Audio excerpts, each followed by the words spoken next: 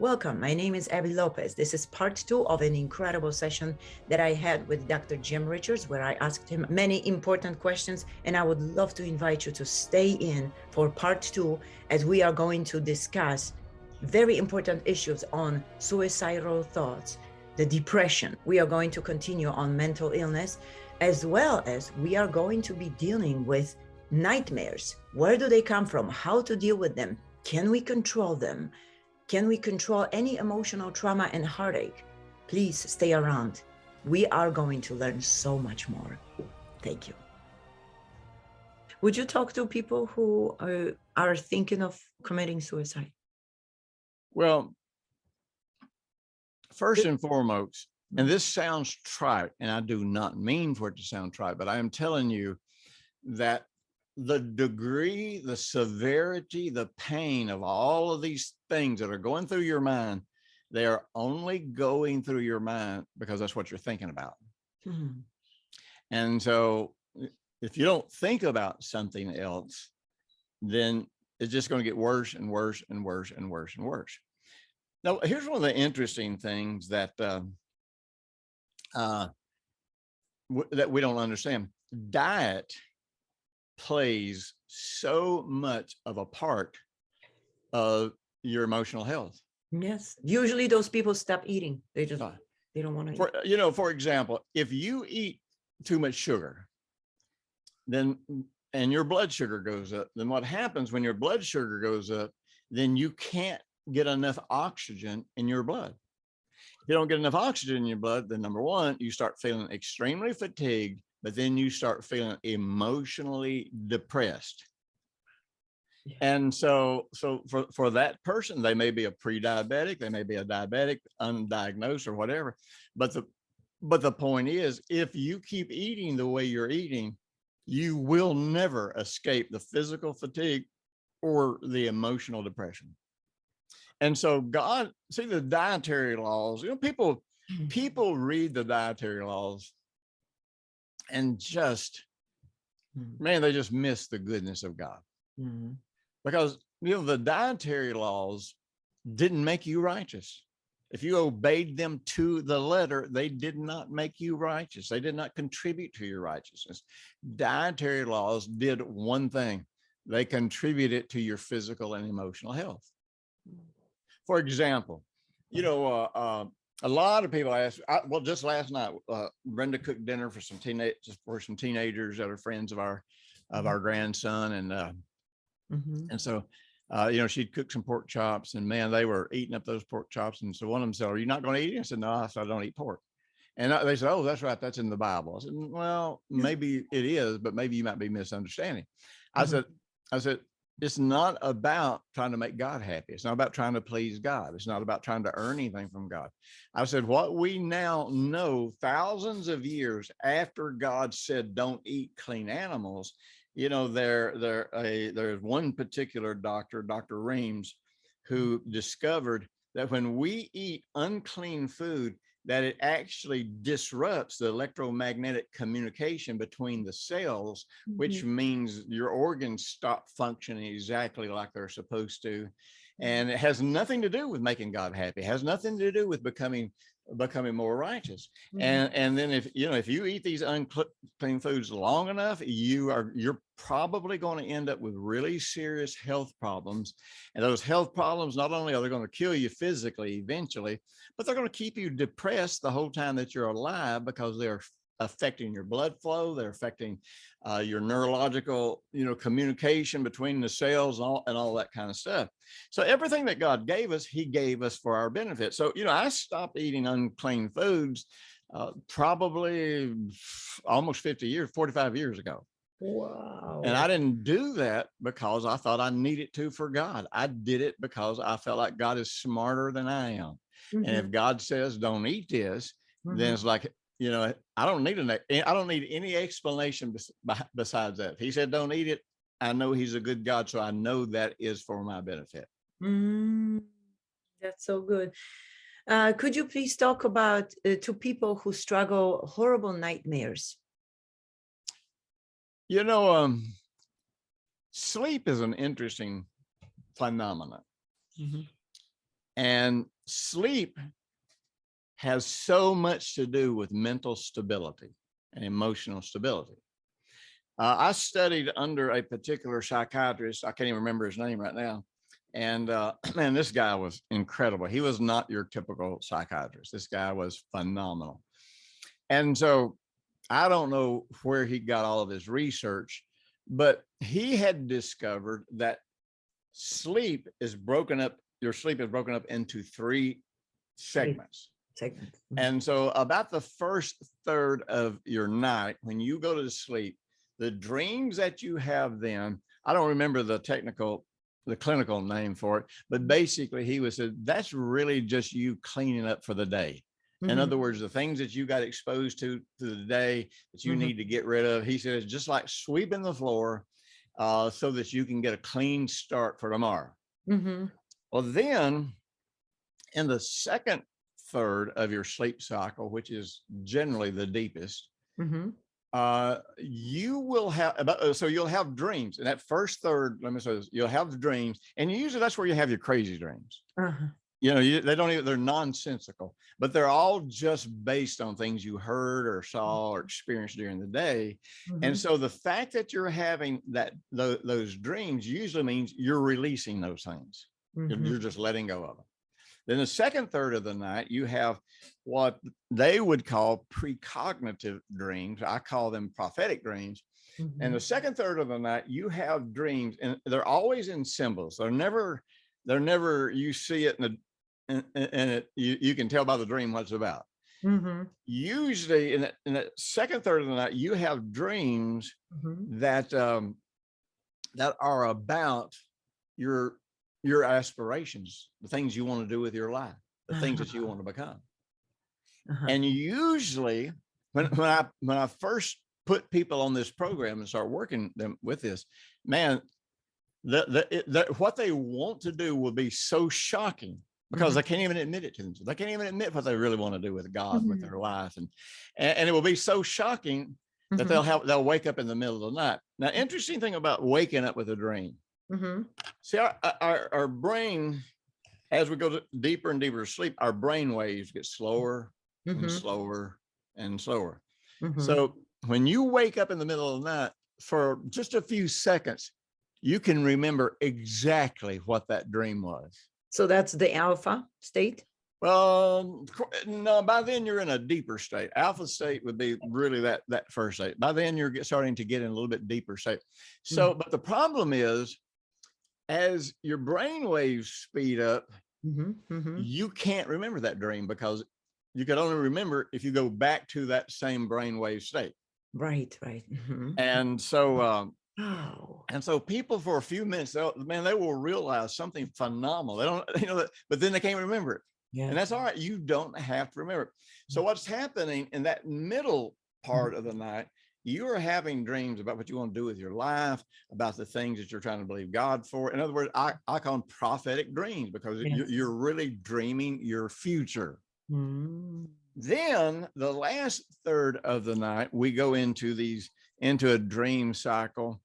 And most people, they're reluctant to admit this, and I try to get people to be able to accept this without embarrassing themselves, because when you're out in public and you say something like I'm about to say, nobody wants to be seen saying, "Oh yeah." So it's like the crazy dreams that you have, where you're committing adultery, where you're fighting demons, where you're walking down the street naked. You know what I mean? You know how you have those crazy dreams. Now those dreams generally come right before we're waking up. Now, those dreams represent the things we are holding on to in our life that are keeping us from fulfilling those things we dreamed about in the middle of the night. In the middle of the night. Wow. And so when you wake up with a crazy dream, you don't start fighting the devil and binding and loosing. You just say, okay, whatever this is, I'm letting it go. Yeah. And you just go through letting it go. And so what starts happening is you start realizing you can let go of the things, even though you don't intellectually understand them, you can let go of the things that are keeping you from your life's calling, from your life's passions, from your life's lives dream. And suddenly you just find yourself moving ahead. Man, listen, I have done this with myself. And I have done this with people that have seen incredible, incredible, results. But I'll tell them how to do it. This is so simple. It's stupid. But number one, every night as you're going to sleep, your brain waves are slowing down. So if you can tell when you're getting pretty close to going to sleep, you're already in a biblically meditative state. And so I always keep a special notebook beside my bed. I don't use it for anything else.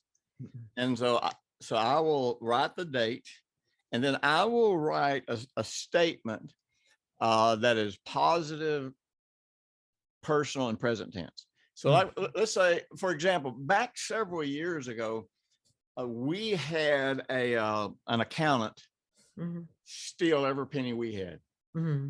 My retirement, the ministry's money, everything.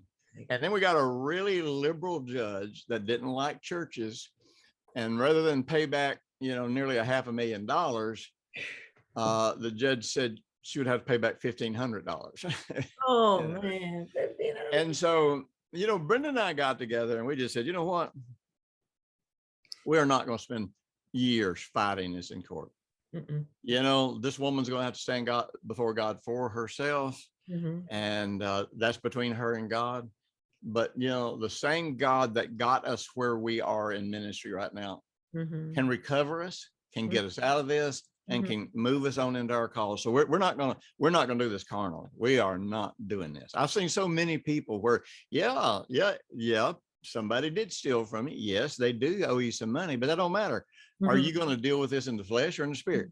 Which way are you going to deal with it? And sometimes you should. Sometimes to protect other people, you should. I'm not saying you shouldn't sue people. Some people need suing, and they need to be put in a situation where they can't steal from other people. So anyhow, so we made the decision of what we were going to do. So every night, I would, right as I was going to sleep, I'd grab my little tablet, and I had a special tablet. I had a special pen. I had a pen that when you clicked it, a light came on. So I didn't have to turn on the lamp. I could see. And so I've tried to make everything about it special and unique. So I would write the date down, and I would just say, and you have to write in cursive.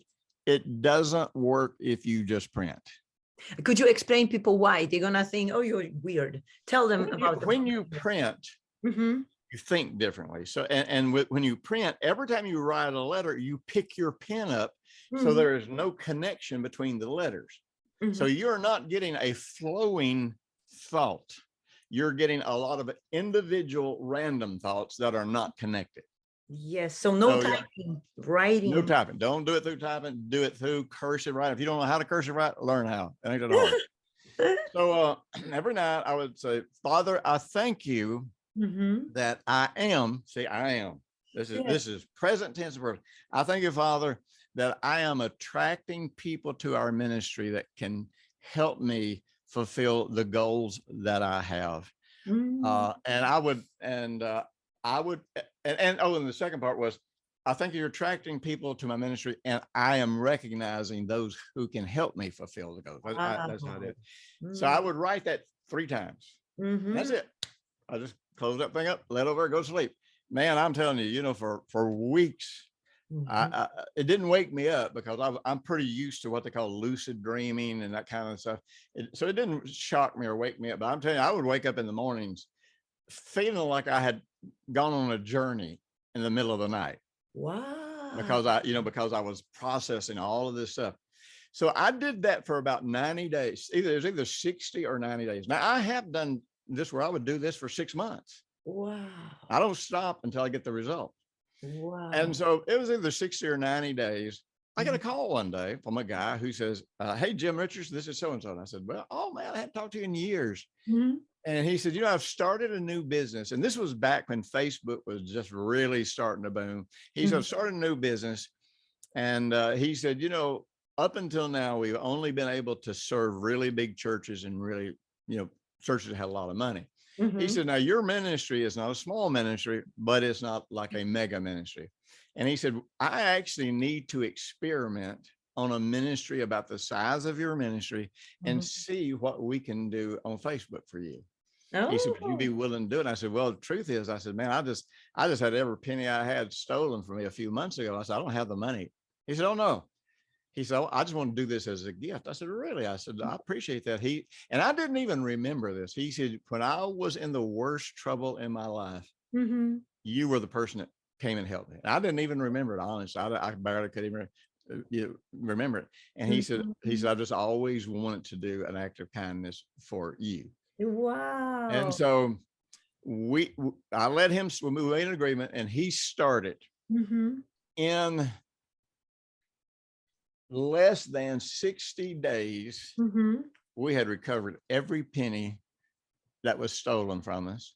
We got 100,000 new Facebook followers. And I could just go down this list of all of these things that happened for one reason. I did something that influenced my heart to be able to recognize the opportunity and the person that could fulfill the opportunity. Wow. Now I've done that about more things than you can imagine, and see incredible results come about. So anybody out there can do that, and you can. It's an exercise. You don't need any special skills to do it. You just need to follow those instructions that I gave you for that. And so here's something, and here's why I got into the whole sleep thing. So you remember how I talked about in that first third of the night, basically you're just cleaning up clutter. Yeah, the garbage. And that's where that's kind of where you have them goofy dreams about what you saw on television, or or that kind of stuff. Well, here's the thing. If you do not facilitate your mind going through that renewal process every day, then all of that clutter builds up. Wow. It would be like saying, you know what, I'm never going to sweep my floor again. The first day or two just be a little dusty, and then there'd be food on the floor that your kids had dropped, and then and then eventually you can't even walk through the garbage. It's so deep. Yeah, come on, cockroaches and stuff. So what you realize is, if I am not releasing these things on a daily basis, then they are building up, and eventually these things that I am not processing through my sleep the way God created me to process these things, they all build up, and I can get crazy as a bat. I mean, I really get weird. Strange imaginations, strange emotions, and all that kind of stuff. And I've seen people break a pretty radical cycle of emotional instability just by doing this one exercise. Wow. This is so freeing, so incredible. So tell us, do you have a dreams often? Do I have what? Do you have a dreams often? Well, one of the things that I have done is I have learned how to stimulate what's called lucid dreaming. Really? You've learned that? Oh, yeah. I mean, you got to realize you got authority over every part of your being. You can teach your mind to do anything. Wow. Anything. And that's why heart physics is so powerful, is because you're always in control. You're always choosing what you want to feel. You're always choosing the outcome. So, in lucid dreaming, and I did this for years, where when I would go to sleep, I would say, tonight, when I go to sleep, I'm going to have a dream that's going to provide me the solution to whatever this problem is. I would identify the problem, and when I wake up, I will remember the dream, and I will understand what it means. Wow. And I start, but now I would take myself down to the alpha level to do that. It's best to do that by waiting right before you go to sleep. So, and so then, now, man, I had a lot of psychotic dreams growing up, because I grew up in a very volatile situation. One of my reoccurring dreams when I was a child was that someone was chasing me, and if they caught me, they were going to bury me alive. I would have that dream night after night. I mean, it was horrible. It was like being in a horror movie, Yes. And usually they would catch me and throw me into a grave and start pouring dirt in on top of me, and then I would wake up. I Oh mean, I my would wake up God. out of my mind, but I would wake up. And then I had another repetitive dream where Mm-hmm. I would hear a telephone ringing, and immediately I know, don't answer it, don't answer it, do not answer it. And finally, you know, it was just ring and ring and ring. And I finally I had to answer it, you know, to make it stop ringing. And I would always walk into this room, and this telephone is a black, you remember the old telephones, you Yes, know, yes, with yes, the yes. ring, I mean, you know, Oh, big yeah. old hunker phones, you know. So it was Yeah. a black telephone, usually sitting on a table in the middle of a room, and this room was solid white. The walls were white, the ceiling was white, the floor was white, everything was white. And the whole time I'm walking over that phone, I'm thinking, I've got to pick this up because I can't take this ringing. This ringing is driving me crazy. Mm. But everything in me was like, don't pick it up, don't do it, don't do it. So when I would pick up that phone, all of these walls would start closing in on me. Oh man. And it was just slow, you know what I mean? Oh, And I man. just knew, I mean, I would be like losing my stuff in my sleep. I mean, I would wake up screaming and kicking and fighting and all that kind of stuff. And, you know, and that's a lot of why I got on drugs so bad. Because man, I'm telling you, I was self-medicating to keep myself from Right, from those do, dreams. Some people are afraid of going to sleep, and oh yeah, many times it's what you eat at night or oh just throughout absolutely. the day. Yeah. Yeah, don't be surprised you have nightmares. I mean, I'm talking to listeners. I notice myself if I don't eat after 6, let's say 6 p.m., Yeah. I don't have a nightmare. Right. Well, one of the things I did when I started learning and developing the ability for lucid dreaming, then I started telling myself, if I have a bad dream in the night, then I know I am in control and I can do whatever it takes to change that dream. So then it got to where, let's say I would have a dream, you know, where somebody's trying to kill me or throw me in a grave, you know. So then I would say, well, you know what? This is just a dream and I have control over my dreams. So I'm just going to fly away. And I would just fly away and leave the person, and I would go somewhere that I really enjoyed, you know, something that was really pleasant. And so for years, you know, still having really frightening dreams, and I was grown, Yeah. still having these frightening dreams, I would just fly away, and that would be the end of it. I go commune with the Lord, and that was it. Everybody can do that. People say they can't, but they can. Everybody can do this stuff. So basically, how to learn this? By every dream, we have to try to remind ourselves, or before we fall asleep, like you say. Well, I would do it as I'm going to sleep, because then you're getting into the alpha state, the Right. meditative state. Your brain waves are slowing down. You affirm. And so, you know, that's usually where I always affirm those kinds of things. And then, Okay, and you can write them down or you can affirm them.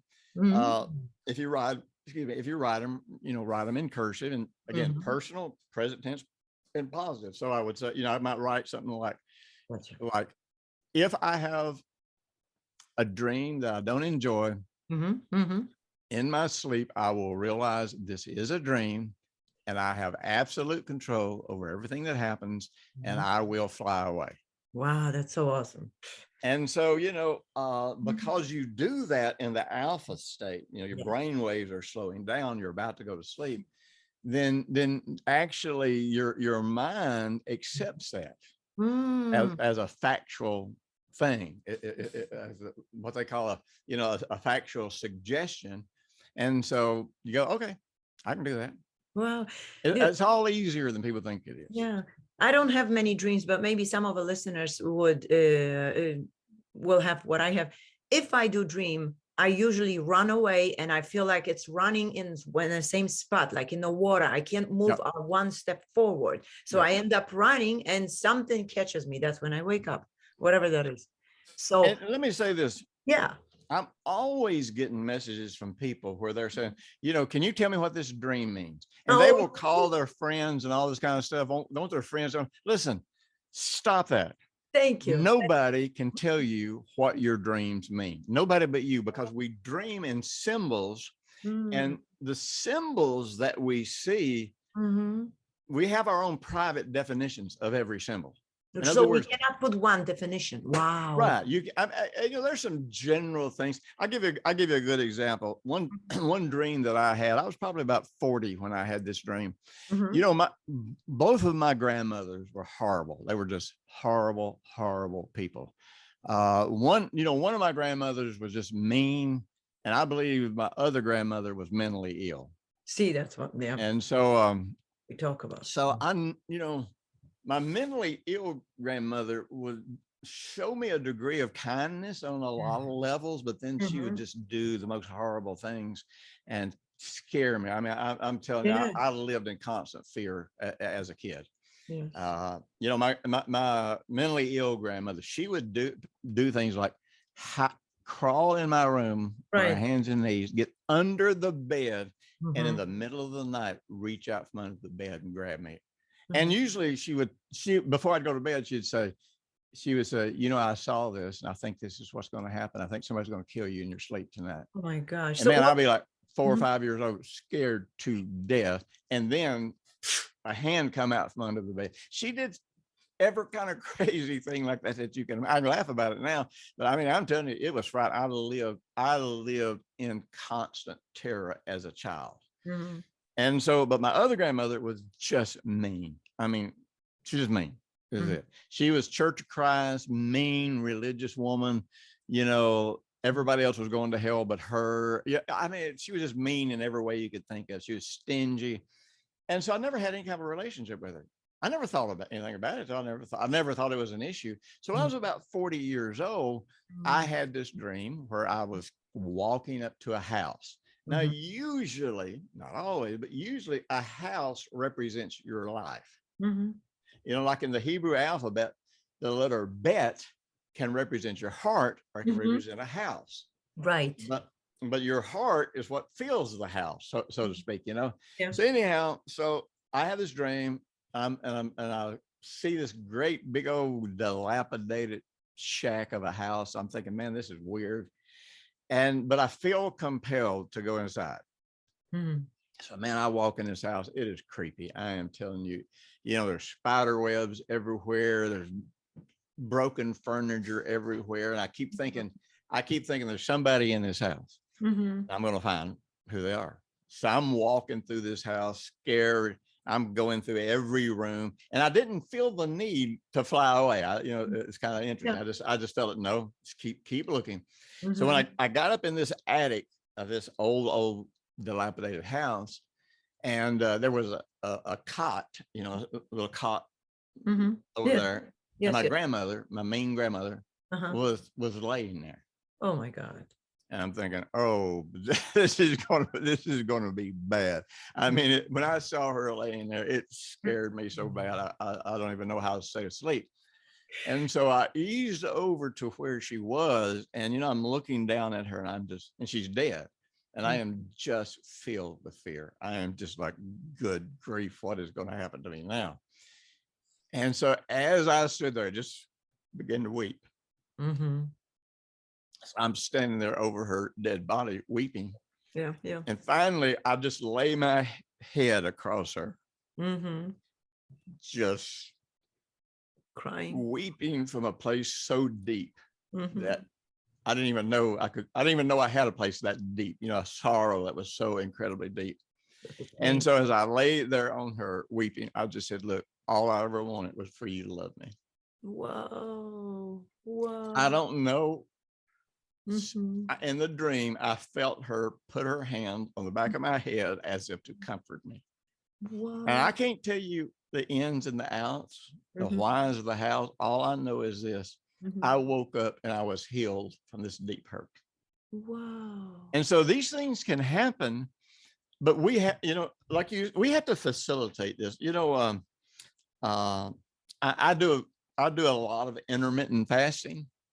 And with intermittent fasting, I may start eating at about 8 or 9 o'clock in the morning, but I'll stop at 3 or 4 o'clock in the afternoon and not eat anything after it. Now when you do intermittent fasting, it does, you can eat all you want to during that period of time.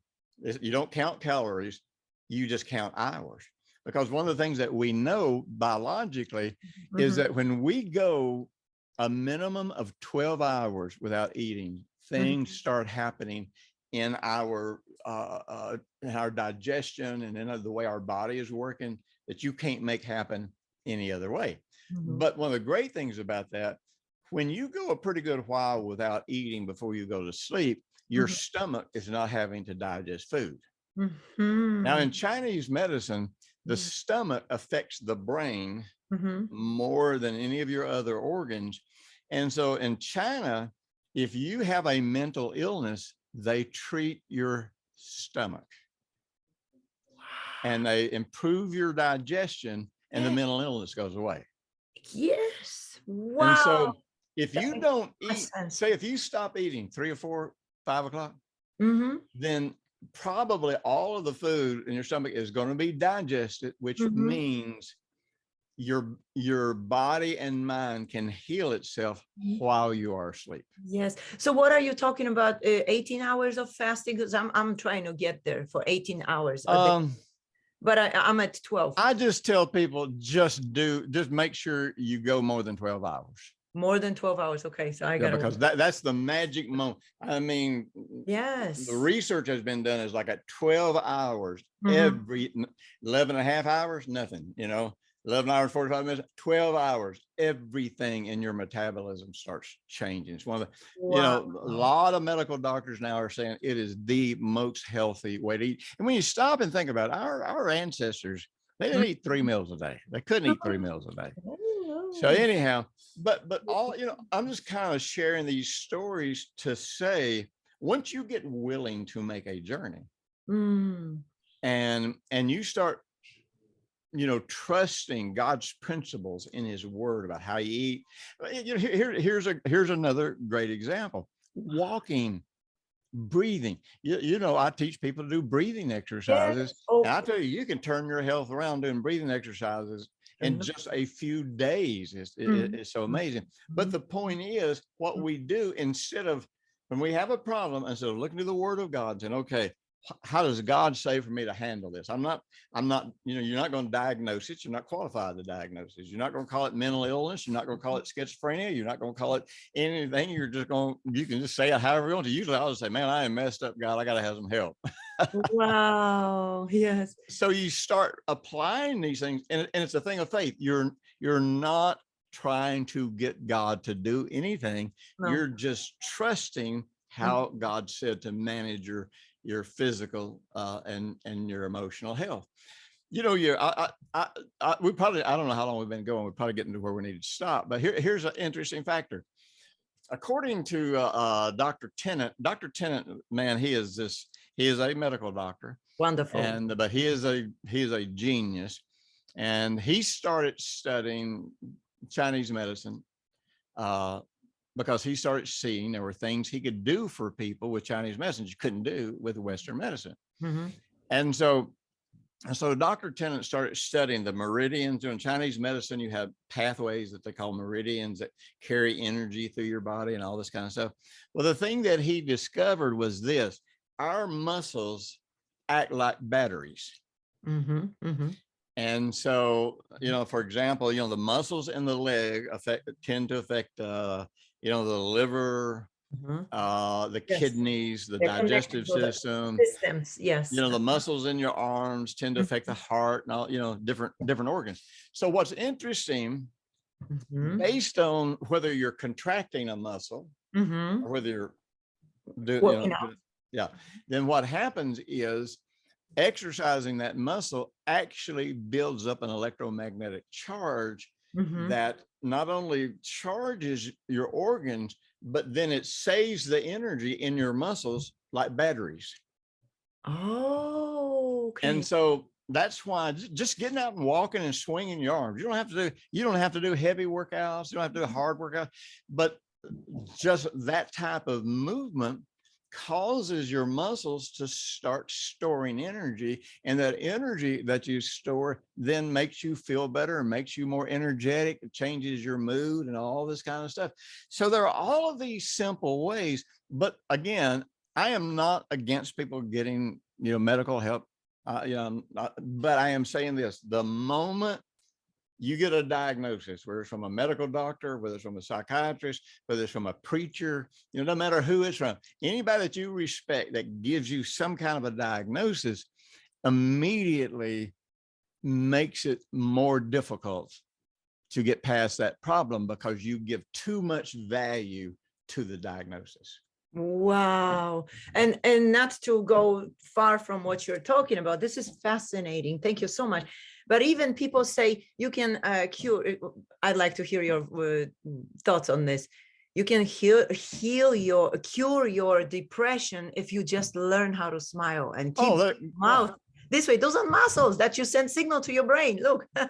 I can't remember the name of this therapy. It just is out of my brain. But it works. It works so much. But one of the things that we understand, anything that where you have an emotion and then you have a physical response, like for example, so you have the emotion of happiness, and so then you smile. Well, what we know is if you're not happy and you just make yourself smile, the fact that these muscles get engaged will start influencing the way your mind and body works to make you start feeling happy. It will influence your thinking, right?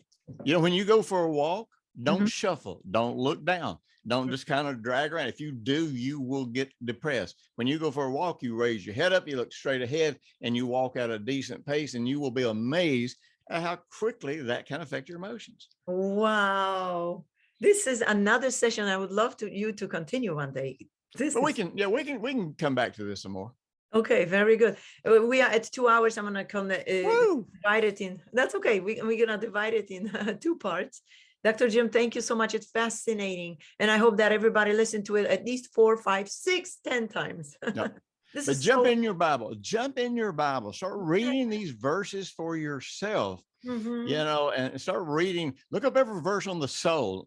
And everything the Bible tells you about the soul, you realize that's a way to work with my emotions, because my soul is where in other words, read the Bible for yourself and then start finding ways to prayerfully put it into application. I'm not talking about doing something bizarre. You're not, now these people say, well, I'm going to quit eating to try to get God to heal me, or I'm going to stop taking my medicine. No, you're stupid. You're going to die. That's not what I'm talking about. You're making this journey with God. You're learning who he is. You're learning how to walk with him.